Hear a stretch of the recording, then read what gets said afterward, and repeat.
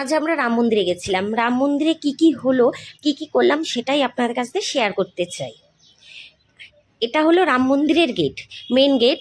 খুবই সুন্দর সাজিয়েছে, ফুল দিয়ে ডিজাইন করে খুবই সুন্দর হয়েছে। ভিতরটাও খুব সুন্দরই করেছে, কিন্তু ভিতরটা আমরা যেতে পারিনি। আমরা ভেতরে খুবই ভিড় বলে আমরা সাইড থেকেই গেছি। আমি, আমার হাজবেন্ড, আমার মেয়ে, আমার একটা বান্ধবী আর বান্ধবীর হাজবেন্ড এই সাইড থেকে যাচ্ছি, কারণ এই সাইড থেকে গেলে ভিড়টা খুব কম হয়। আর মেন গেট থেকেই সবাই যাচ্ছে। আমার মেয়ে আর হাজব্যান্ড ওরা একসাথে যাচ্ছে। আমার মেয়ে বা চশমা আর সানগ্লাস পরতে খুব ভালোবাসে, মানে দিন নেই রাত নেই সবসময় সানগ্লাস পরে। দেখুন আপনারা, সানগ্লাস পরে যাচ্ছে ওর বাবার হাত ধরে। আমরা এই সাইড দিয়ে যাচ্ছি কারণ এই সাইড দিয়ে গেলে না ভিড়টা খুব কম হয়। আর ওই সাইড থেকে মেন গেট থেকে, মানে মেন গেট থেকে গেলে এত ভিড় হয় যে যাওয়া অসম্ভব। তাই আমরা এই গলিটা দিয়ে যাচ্ছি। এই গলিটা দিয়ে লোক খুব কম যায়, মানে 2-3 জন যাচ্ছে ধরো। সবাই তো মেন গেট থেকেই যাওয়ার চেষ্টা করে, কারণ মেন গেটটা যেহেতু খুব সুন্দর সাজিয়েছে। তাই আমরা মেন গেট থেকে যাইনি, পেছন দিয়ে যাচ্ছি যাতে ভিড়টা কম হয়। আর ডান সাইডে আছে একটা মন্দির, ওই মন্দিরে পরে যাব। আর এখন আমরা যাচ্ছি মেন মন্দিরের দিকে। মেন মন্দিরটা খুবই সুন্দর সাজিয়েছে, আপনারা দেখতে পাচ্ছেন লাইট দিয়ে আলো দিয়ে খুবই সুন্দর সাজিয়েছে। আমরা এখন এই যে মন্দিরে যাওয়ার চেষ্টা করছি। মন্দিরে এত ভিড়, আমরা তো যেতেই পারিনি, মানে খুবই ভিড়। তাও তো আমরা খুব কষ্ট করে মন্দিরের ভেতর গেলাম। সাইডে আপনারা দেখতে পাচ্ছেন খুবই সুন্দর সাজিয়েছে, প্রদীপ দিয়ে মোমবাতি দিয়ে খুবই সুন্দর সাজিয়েছিল। সেই ভিডিওটা আমরা করতে পারিনি, কিন্তু ভিড়ে কি করে করব, এত মানে খুবই সুন্দর সাজিয়েছে, কিন্তু করা সম্ভব না। তাই আমরা এখন এই মন্দিরের ভেতরেই যাচ্ছি। মন্দিরের ভেতরে কি সুন্দর গান চলছিল, মানে রামের খুব সুন্দর সুন্দর গান হচ্ছিল। এত সুন্দর গান হচ্ছিল, খুব শুনতেও ভালো লাগছিল।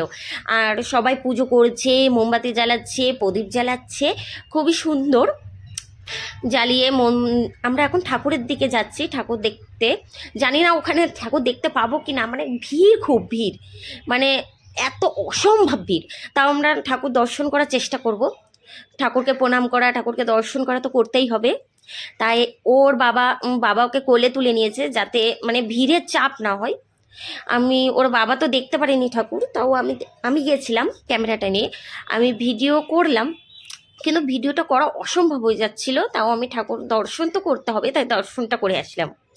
ঠাকুর দর্শন করে তাও ক্যামেরাটা অন করে কিছু ভিডিও করলাম। ভিডিও টিডিও করার পরে সাইড থেকে সবাই দর্শন করছিল, প্রসাদ দিচ্ছিল, সেই প্রসাদগুলো খেলাম। প্রসাদ খেয়ে মন্দিরটিকে আবার চেষ্টা করলাম ঠাকুরের দর্শন করার জন্য। তাও অনেক কষ্ট করে সামনে এগিয়ে যেতে পারলাম। এগিয়ে গিয়ে ঠাকুরের দর্শন করলাম, ঠাকুরকে দর্শন করলাম, প্রণাম করলাম, আরতি নিলাম। ওখানে ঠাকুরমশাও ছিল, আমাদের আরতি দিল। ওখান থেকে আরতি নিয়ে যে প্রদীপ জ্বালিয়েছে, অনেকে প্রচুর প্রচুর প্রদীপ জ্বালিয়েছে। প্রদীপ জ্বালানোর পরে আমরা ওখান থেকে যাওয়ার চেষ্টা করলাম শিব মন্দিরে। কিন্তু শিব মন্দিরে আমি গেছিলাম, আমি প্রণাম করেই চলে এসেছি, ওখানে খুব ভিড় ছিল। তারপরে মন্দির থেকে শুরু করে, এটা হলো গণেশ মন্দির, মানে সাইডেই মন্দিরের পাশেই একটা মন্দির, সেখানে আছে গণেশ ঠাকুর। ওখানেও সবাই প্রদীপ দিচ্ছে, মোমবাতি দিচ্ছে। গণেশ মূর্তিটা খুবই সুন্দর, ঠাকুরটা খুবই মানে খুবই সুন্দর। ওখানে প্রণাম করলাম, প্রণাম করে আরতি নিলাম। ওখানে ঠাকুরমশাই ছিল না, কেন রাম মন্দিরেই ছিল। আর এটা হলো বাইরে, আমরা তখন বেরিয়ে এসেছি বাইরের দিকে প্রণাম করে। বাইরে খুবই ভিড়, মানে মেলা বসেছে একদম, খুবই সুন্দর সাজিয়েছে, প্রদীপ জ্বালাচ্ছে। অনেকে জয় শ্রীরাম খুব চিল্লিয়ে চিল্লিয়ে জয় শ্রীরাম বলছে। এটা হলো আর একটা মন্দির, এটা হলো বললাম না যে সাইডে একটা মন্দির আছে ডান পাশে, এটা হলো সেই মন্দির।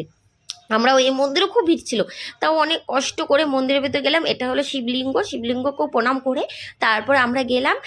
আর মানে সাইডে একটা মন্দির ছিল, সেটা হলো সন্তোষী মায়ের।